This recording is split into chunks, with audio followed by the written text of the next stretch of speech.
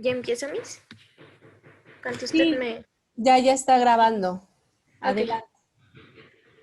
Bueno, buenas tardes. Yo soy Yasmín Pérez Ortega, de la Licenciatura de Ciencias de la Educación, y bueno, voy a presentar parte de lo que es mi trabajo de tesis con el título de la neuroeducación en el aprendizaje de la primera infancia.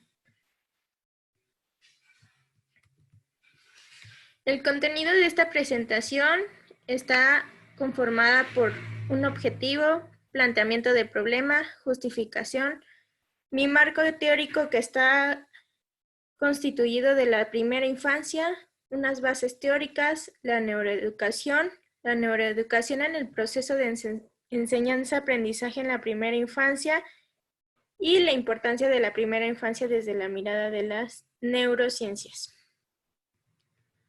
Mi objetivo es conocer más de la neuroeducación para poder aplicar la enseñanza desde la primera infancia, logrando un aprendizaje de excelencia. Planteamiento del problema. La importancia de saber sobre la neuroeducación en niños de la primera infancia para su aprendizaje. Mi justificación, en resumen, es que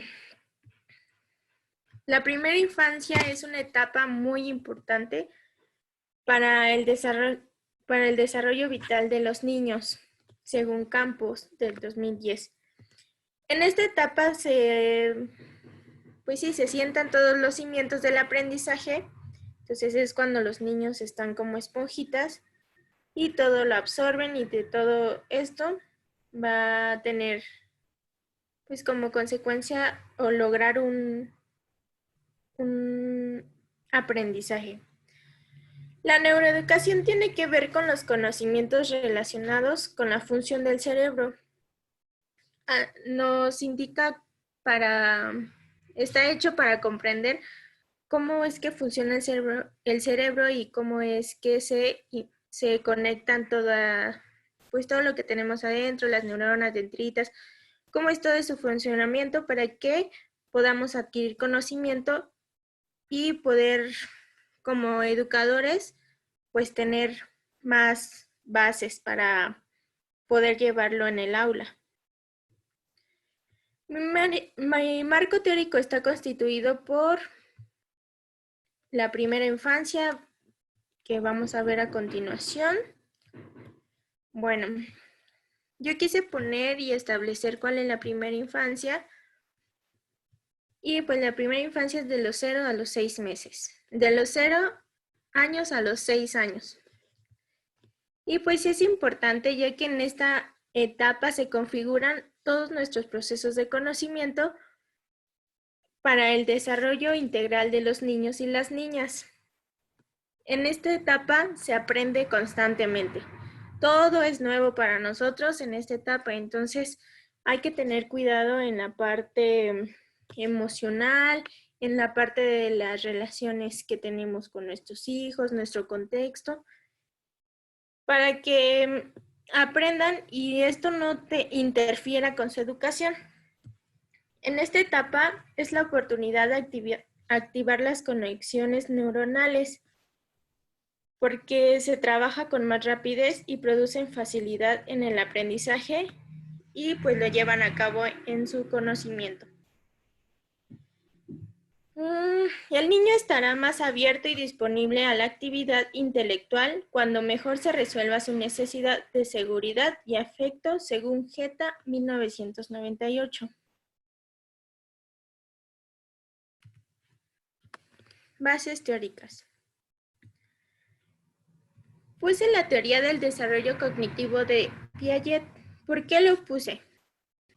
Bueno, para empezar, Piaget fue un teórico del constructivismo en psicología, y él desarrolló esta teoría diciendo o aportando que los niños se van desarrollando por etapas, que los niños pasan por diferentes etapas y que cada una es diferente, igual para todos, y se va desarrollando a partir de los años que pasan, las etapas. Bueno, Piaget dice, pensaba que los niños van construyendo un conocimiento del medio que los rodea, usando lo que ya saben e interpretando nuevos hechos y objetos. Dividió el desarrollo cognitivo en 4 etapas. La etapa sensoriomotora, que es de los 0 años a los 7. La etapa preoperacional, de los 7 a los 9. Etapa de las operaciones concretas. No recuerdo muy bien las edades, pero bueno, lo puse en general. La etapa sensorimotora, etapa preoperacional, etapa de las operaciones concretas y la etapa de las operaciones formales. Cada una de estas va formándose de manera compleja a una más abstracta. Del conocimiento, cada etapa es distinta cada que se entra en una etapa nueva. No hay retrocesos en estas etapas según Piaget. El razonamiento ni el funcionamiento. En razonamiento ni funcionamiento. Piaget decía que todos los niños pasan por las 4 etapas en el mismo orden y que ninguna etapa se omite. Todos pasan por estas etapas. Las etapas van de acuerdo con ciertos niveles de edad y el tiempo que dura. Bueno, la duración depende de la persona y el medio en el que convive. Y bueno, hablando del medio, vamos a la teoría del desarrollo de Vygotsky. Lev Vygotsky, de 1896 a 1934, es un representante de la psicología rusa. Él decía en su teoría del desarrollo del niño que su desarrollo intelectual tiene que ver la sociedad en donde convive, las actividades que hace, la cultura, sus tradiciones que tienen, y esto hace que el niño tenga un aprendizaje y forma de desenvolverse en el medio. Las actividades sociales que el niño lleva le ayuda a comprender y a incorporar su pensamiento, su lenguaje, su sistema de conteo, escritura, arte y otras actividades sociales. Todo el contexto tiene que ver con el aprendizaje del niño, según Lev Vygotsky. Entonces, pues lo relaciono con el tema. Lo puse que estas 2 teorías porque hablan del desarrollo que lleva el niño o el ser humano. Entonces, la primera etapa de un niño tiene que ver con lo sensorial, tiene que ver con lo emocional, tiene que ver su contexto y esto tiene que ver con la educación para que se lleve a cabo un buen aprendizaje. Ahora les voy a explicar lo que es la neuroeducación. Es la disciplina que une las ciencias de la educación con la neurología, ya que tiene que saber la forma en la que funciona el cerebro para llevar a cabo la neuroeducación, que es la forma en que se utilizan metodologías que ayudan a potencializar la enseñanza y el aprendizaje. Entonces, la neuroeducación, pues, se tiene el conocimiento de la estructura del cerebro para poder aplicar metodologías en la enseñanza-aprendizaje. La neuroeducación en el proceso de enseñanza-aprendizaje en la primera infancia. El conocimiento sobre el desarrollo cerebral infantil y las bases neurobiológicas del aprendizaje en la primera infancia. Sí. El conocimiento sobre el desarrollo cerebral infantil tiene que ver con las bases neurobiológicas del aprendizaje. En la primera infancia se utilizan los factores biológicos y del entorno que convive el niño para que lleve un aprendizaje. Permite comprender mejor cómo los infantes menores de 6 años aprenden. Así, la neurodidáctica y sus aplicaciones prácticas en el aula infantil. Es importancia el rol del docente. La neuroeducación posibilita proponer estrategias factibles que favorezcan no solo un mejor aprendizaje, sino también una mejor labor docente, por lo tanto, una mejor enseñanza. Así, todos estos constituyen aportes importantes de la neuroeducación que favorecen el proceso de enseñanza-aprendizaje en niñas y niños menores de 6 años. La importancia de la primera infancia desde la mirada de las neurociencias. ¿Por qué es importante? Bueno, las experiencias físicas, sociales, emocionales, cognitivas y sensoriales son las que están expuestos nuestros niños y niñas. Y bueno, es importante o es,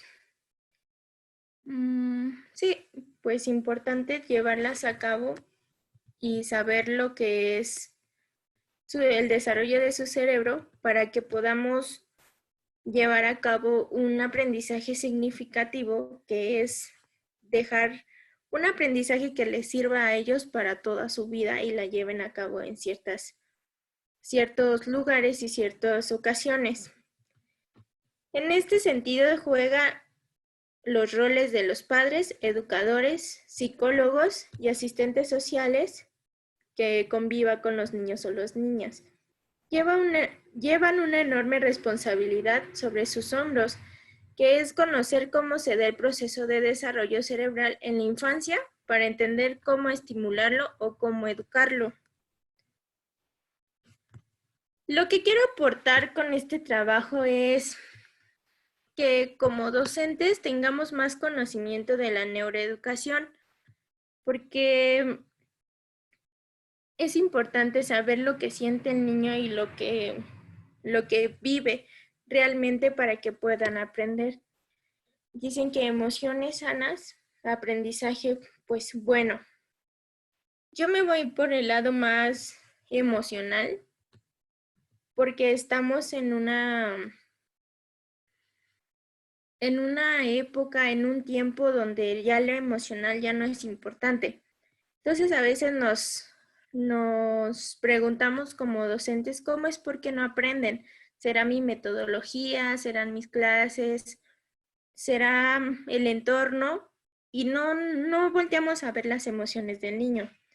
Entonces, para mí es importante que tengamos más conocimiento y de este tema que es la neuroeducación, para que desde la primera infancia, que es la más importante para ellos, donde es importante hasta que les levantes la voz, pues saber por qué les afecta tanto. Entonces, por eso me gustó hacer este tema, para que exista una mejora en la educación, en el proceso de aprendizaje, porque en esta etapa es la etapa que los niños están en constante conocimiento y les gusta, pues es para que les quede marcado siempre, en toda su vida. Entonces, esa es para mí, quisiera aportar esto con este trabajo. Y bueno, eso es todo. Muchas gracias. Gracias por su atención. Y bueno, vamos a la parte de comentarios o opiniones. No sé si tenga algún comentario, Miss. Aportación. Muchas gracias, Jazz. Pues antes que nada, felicitarte por el esfuerzo que representa hacer un proyecto de tesis en un cuatrimestre, ¿no? No es algo fácil, pero es un proyecto, no es la tesis, ¿no? Como lo dije desde el principio. Es un proyecto y entonces a partir de esto ustedes ya tienen una claridad acerca de los temas que les interesan, de las cosas que quieren aportar desde la disciplina, si es que quieren aportar algo, ¿no? Habrá quien no quiera aportar nada y es muy válido. Pero bueno, creo que tocaste un punto muy importante, que es las personas que estamos involucradas en la educación, pues tenemos un gran compromiso, ¿no? Lo dijiste algo así como un gran peso sobre lo, ¿no? Entonces, pues también al nivel que sea, desde el nivel básico hasta el nivel superior, como sería en mi caso, pues nosotros tenemos una obligación moral, ¿no? De lo que le exigimos al alumno, nosotros tenemos que hacerlo también, ¿no? Porque ha pasado en muchos ámbitos que, pues cuando el alumno no se esfuerza, pues resulta que si escarbas tantito, pues el maestro tampoco se esfuerza, ¿no? Y entonces luego esos alumnos egresan y salen a la sociedad y es más de lo mismo, ¿no? Entonces, Sí.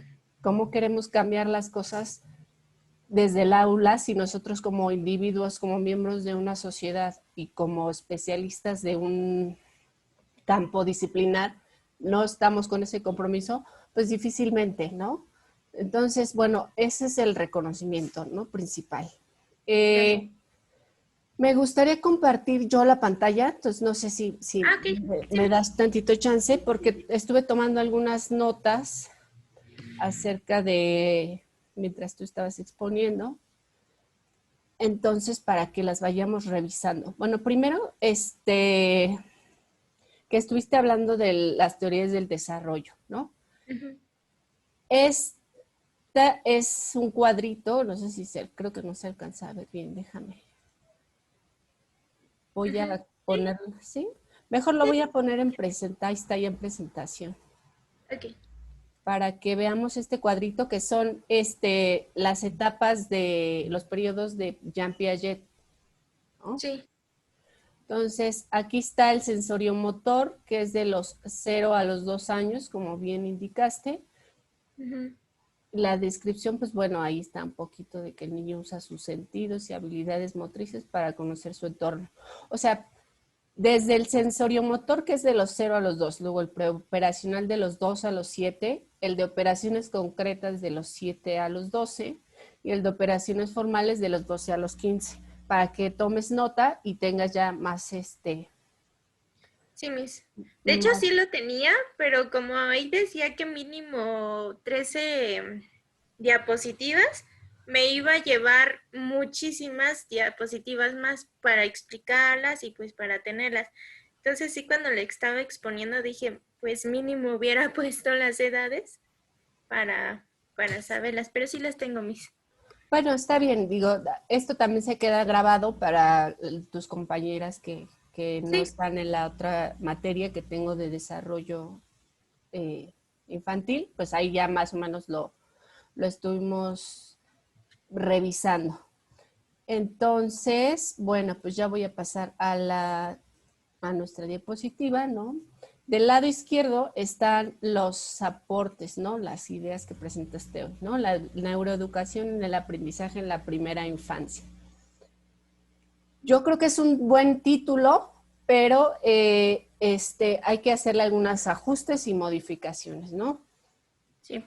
La neuroeducación en el aprendizaje en la primera infancia, pero tenemos que pensar o sea, cuál es el papel, ¿no? Entonces, después de que nosotros ponemos un título así de general, tenemos que profundizar más, ya sea en la pregunta de investigación, en el marco teórico o en la hipótesis, ¿no?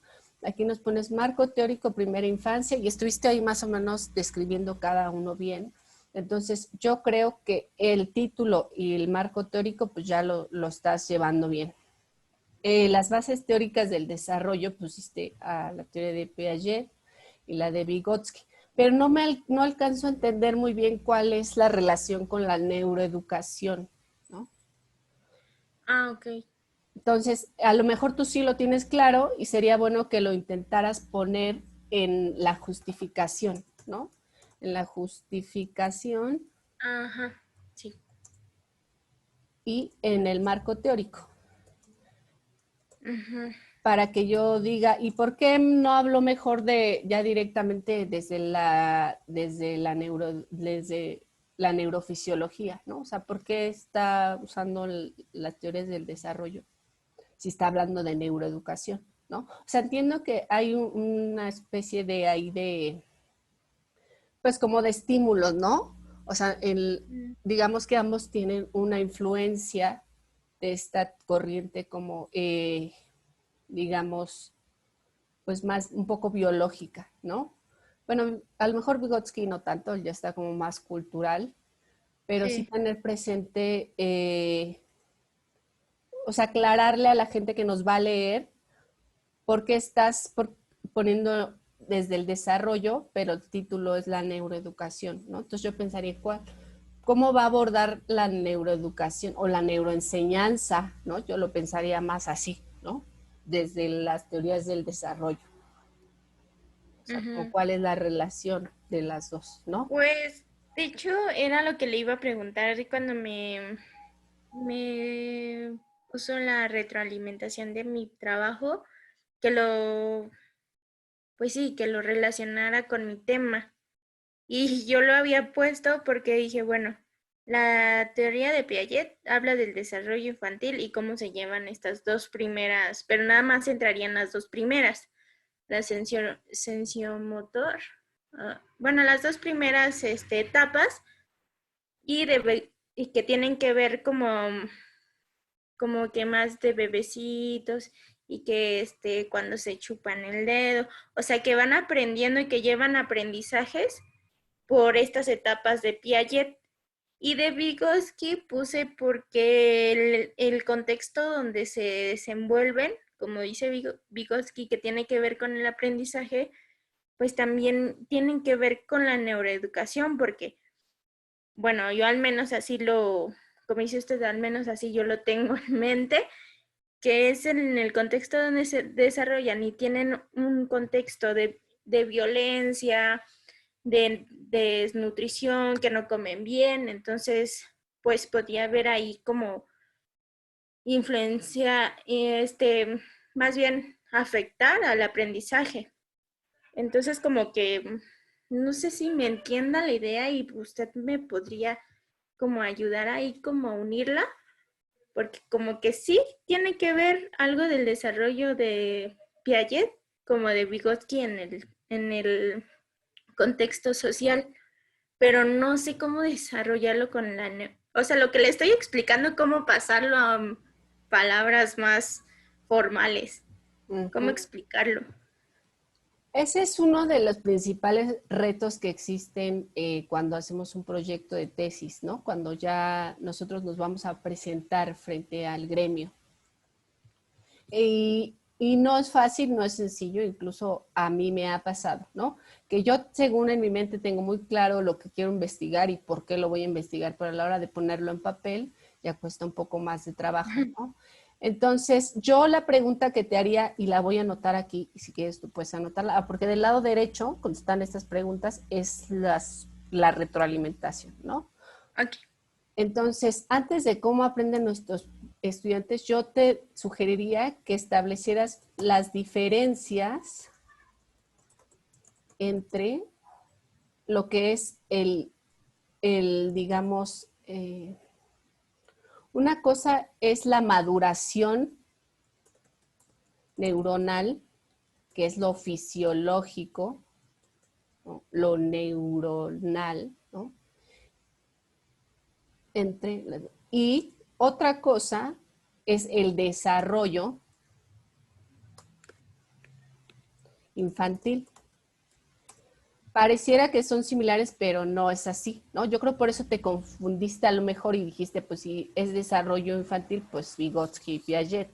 Y sí Ujú. y no, porque si a lo mejor si te metes tantito más, mira, vamos a hacer la prueba, que eso es otra cosa que también me gusta que tú hayas empezado a hacer, que es todas las preguntas que nos surgen en nuestra cabecita cuando estamos investigando, tenemos la oportunidad y el privilegio de revisarlas en Internet, ¿no? Y no en cualquier página de Internet, porque ya de ese tema ya hablamos, ¿no?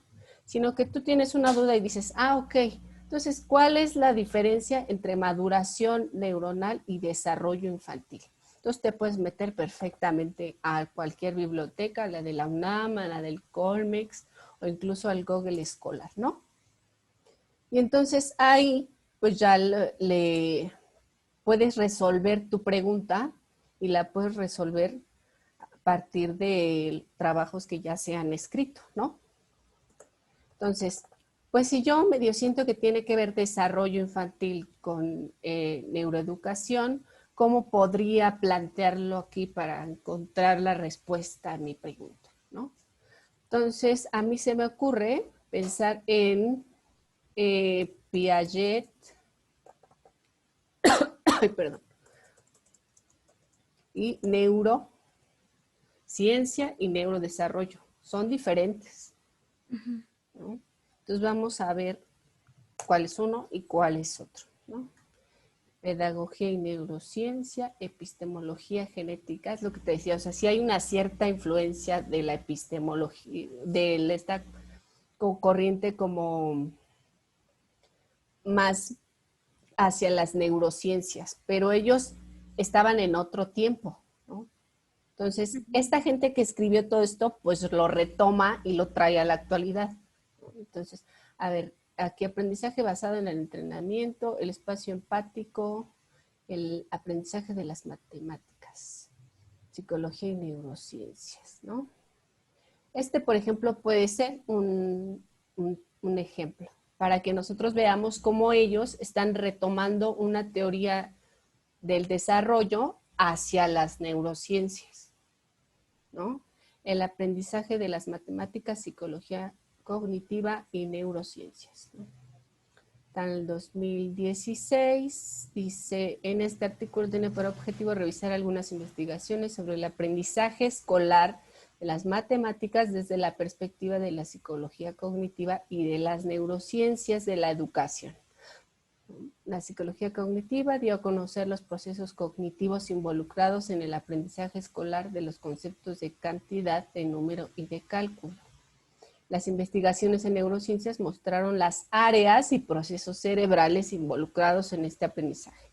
Entonces, aquí en este cachito está muy bien explicado por qué la autora utiliza a la psicología cognitiva y a las neurociencias, ¿no? Porque de la psicología cognitiva se va a agarrar para analizar el aprendizaje escolar. ¿Qué del aprendizaje escolar? Los conceptos de cantidad, de número y de cálculo. Y luego, de las neurociencias se va a agarrar para demostrarnos a nosotros cómo es a nivel neuronal, cómo son los procesos cerebrales involucrados a la hora de utilizar los conceptos de cantidad, de número y de cálculo, ¿no? Entonces, ahí está un buen ejemplo de cómo se hace esa relación. Y si nos regresamos al tema, a tu tema, entonces aquí diríamos que en el aprendizaje, pues aquí tendríamos que ser más específicos, porque ya viste que en el otro puso el aprendizaje de las matemáticas. Entonces, tú dices la neuroeducación para el aprendizaje, pero no nos dices qué tipo de aprendizaje, ¿no? Si es en niños de la primera infancia, pues habrá que investigar qué tipo de aprendizajes están, digamos, investigándose desde la neuroeducación, ¿no? Que a lo mejor resulta que puede ser como más de estimulación o más sensorial, ¿no? Más como a un nivel más básico, no tanto de procesos matemáticos, ¿no? Entonces, podría cambiar la base teórica por las ciencias cognitivas. ¿Cómo era? Las ciencias. Al final son ciencias cognitivas. O sea, antes sí son teorías del desarrollo, pero hay una nueva corriente, una subcorriente de la teoría del desarrollo que son las ciencias cognitivas, que es justo como el artículo que vimos hace rato. O sea, ese artículo ya es de ciencias cognitivas, pero retoma un poco eso, ¿no? Entonces, yo lo que siento que es el fuerte de tu tema son las emociones y el aprendizaje, pero hay que especificar qué tipo de aprendizaje, ¿no? Entonces, podría ponerle la neurocognición, por ejemplo, Pues, como que abarcar más de esa parte de la neurociencias y del, ay, ¿cómo se llama? Procesos cognitivos. procesos cognitivos, exacto, ¿no? Los procesos cognitivos. Pero entonces ya vas a tener que cambiar todo lo otro acerca de la importancia de las emociones y tal. Yo siento que es lo que a ti más te mueve. Sí, a mí, bueno, pues ahora que estuve en prácticas, pues yo dije, ¿de qué hago? Pues mi proyecto. Y a mí me gusta mucho la neuroeducación basado en emociones y sentimientos. y porque ya habíamos tomado un diplomado de este tema. Entonces me gustó muchísimo y cuando estaba en mis prácticas conocí a una pequeña que falleció la mamá. Ella ya iba a ir para un grado posterior y tuvo un retroceso por esa parte emocional. Entonces, desde ahí como que yo quise pues como plasmar porque es importante que estén bien de parte de sentimientos y emociones para que puedan aprender, porque esta niña iba muy bien. Llega ese retroceso emocional o ese impacto emocional y retrocede. Entonces, como que ese fue como el fuerte. Pero ya metiéndome a, pues más a la neuroeducación y al aprendizaje y a la primera infancia, es muchísimo. De hecho, yo no he terminado mi marco teórico porque digo, bueno, ya estoy hablando de primera infancia, Ujú. de tal a tal años. Y, o sea, he hecho como más generalizado porque pudiera explicar por años, por etapas. Por eso me fui más por lo de Piaget, ¿no? Y ya luego te metes a neuroeducación y se meten neurociencias y la estructura del cerebro y es un mundo de cómo poderte, pues sí, un mundo de información y de poder plasmarlo en el proyecto de tesis, pues sería, no terminaría nunca. No, mira, en la academia decimos una frase que es muy importante que tú tengas presente y todas tus compañeras, ¿no? La tesis no se acaba, se entrega. Ujú. Nadie la acaba, ¿no? Ni siquiera los de doctorado la acaban, que son 4 años. O sea, se entrega, pero esto te sirve a ti para que tú te hagas experta en el tema, ¿no? Ujú. Entonces, yo lo abordaría así, ¿no? Estos que ya estoy subrayando es para que tú la empieces a pensar la tesis desde ahí, ¿no? Las emociones y el aprendizaje. Pero, ¿qué tipo de aprendizaje? Eso es lo que falta que pongas, ¿no? ¿Cómo que qué tipo de aprendizaje, Miss? Perdón. Ajá, porque pues hay aprendizaje vicario, hay aprendizaje, digamos, por estimulación, ya sea auditiva, o en el caso que vimos de ahorita, el aprendizaje de las matemáticas, ¿no? Pero bueno, no es el caso porque aquí es primera infancia. Entonces vas a tener que investigar como cuál es el tipo de aprendizaje en la primera infancia. ¿Qué es lo que aprenden los niños en la primera infancia?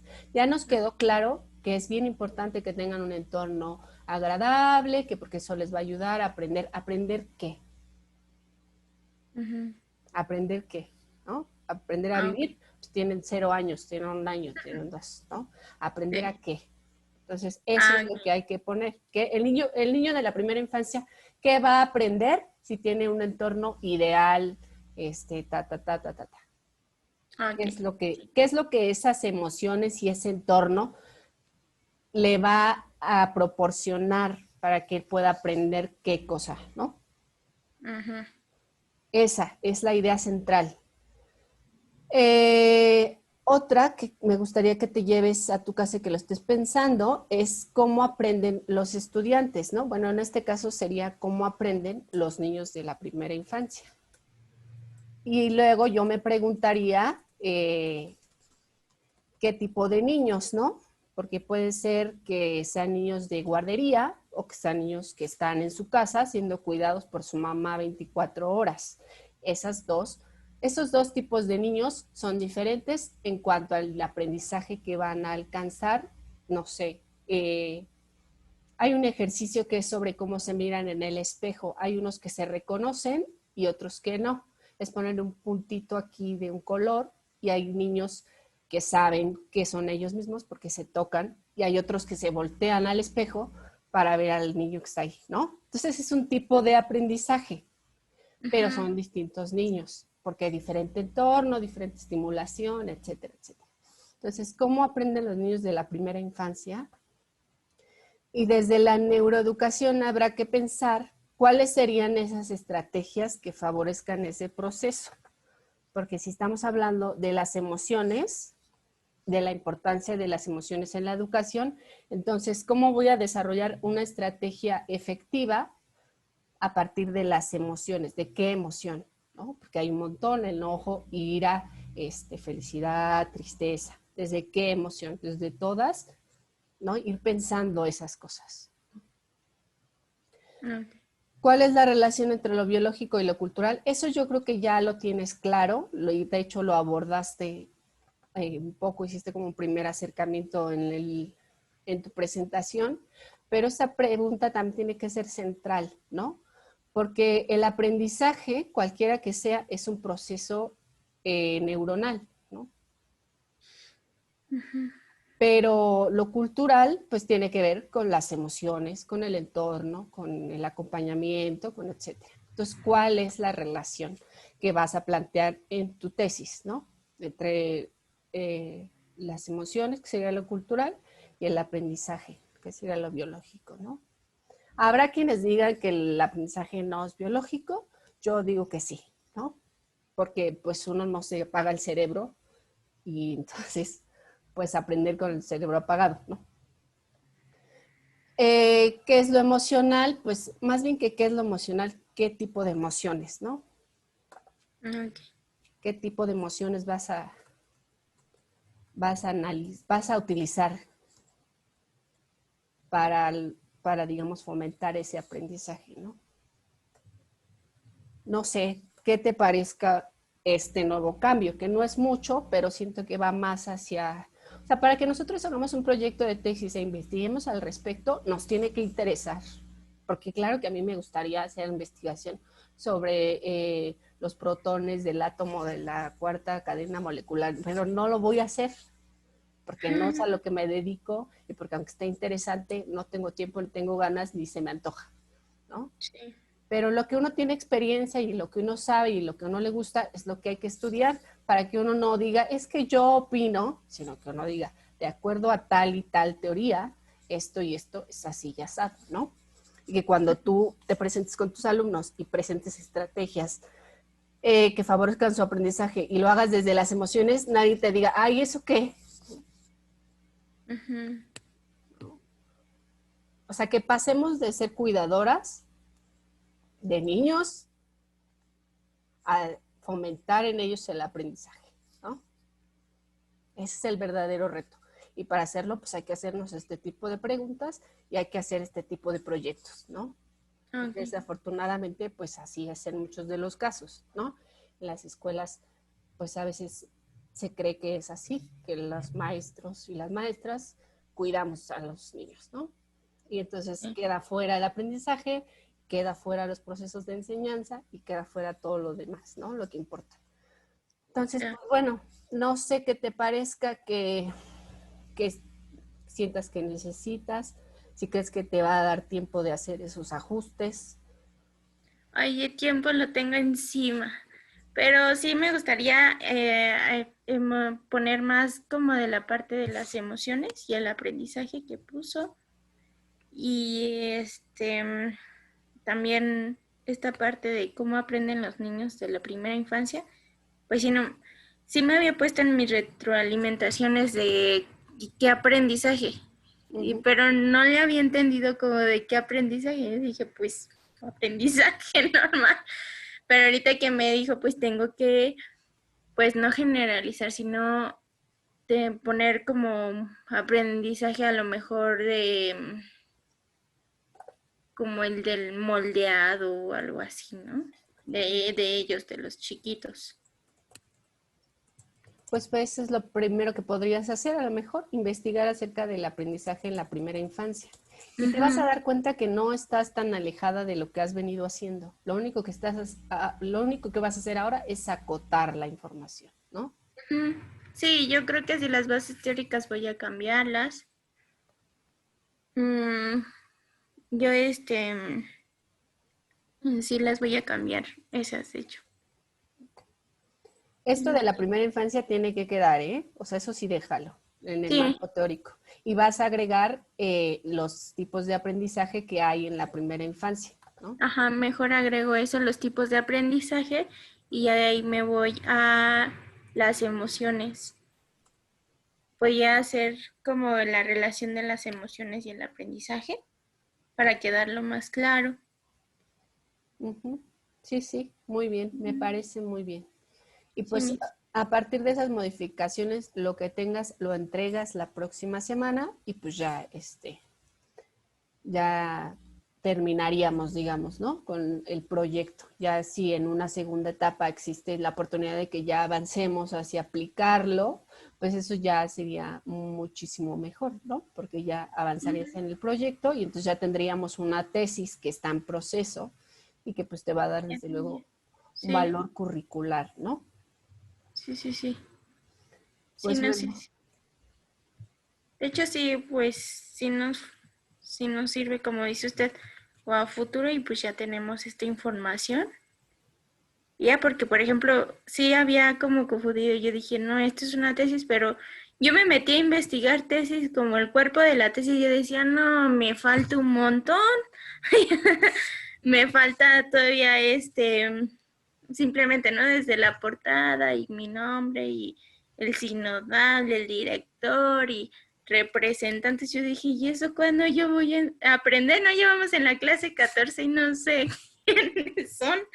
No, yo ya estaba toda bien asustada, pero sí, sí, sí, pues sí se conoce más cómo hacer esta parte de proyectos de investigación, porque realmente en toda la carrera sí pedían investigaciones y eso, pero no eran así como, ahora ya sé investigar, ¿no? Y ya no dijo, ¿y por qué?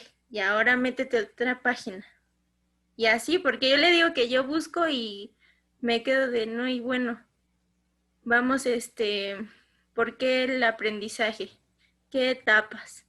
Y quieres investigar más, más, más y no termina no, uno, pero ya con estos temas pues ya puedo hacer un marco teórico, como dice usted, que me entienda quien me lo lea y quede con el tema, porque si les empiezo a meter bases teóricas de desarrollo y luego desarrollo cognitivo y pues ya se empieza ahí como uno, como dice usted, también uno hasta se puede aburrir, ¿no? Porque dices, no me habla de neuroeducación.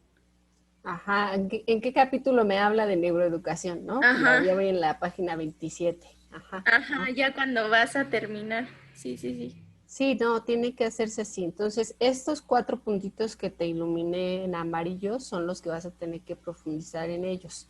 Esto Ujú, profundízalo y entrégamelo. Y a partir de eso ya se va a hacer la calificación final, ¿no? Eso va a contar con la presentación. Pues, para quienes no presentaron, tienen hasta la próxima semana para presentar, porque la presentación vale un porcentaje importante de la calificación final, ¿no?